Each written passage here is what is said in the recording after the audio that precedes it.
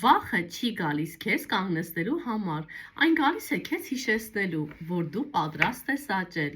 Մենք բոլորս երբեմն վախենում ենք ձախողումից, վախենում ենք ուրիշների կարծիքներից կամ պարզապես նորից սկսելուց։ Բայց միթե հենց այդ վախի պահին չես զգում, որ ինչ-որ բան փոխվելու է քո կյանքում։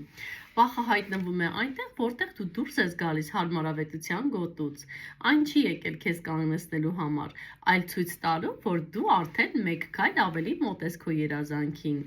Երբ քո հոգին ուզում է բարձրանալ, միտքը փորձում է պաշտպանել քեզ վախով։ Բայց եթե մի փոքր լռես ու լսես ներսի ձայնին, կիմանաս, որ դու պատրաստ ես։ Քաջությունը վախ չունենալը չէ, քաջությունը քայլելն է, չնայած վախին, չնայած կասկածներին, չնայած իսկ եթեների։ Խոսիր քո վախի հետ մեմ։ Գիտեմ, որ վախենում եմ, բայց այս անգամ դու ինձ չես կանգնեցնի ու արա քո քայլը, փոքր, բայց համարձակ։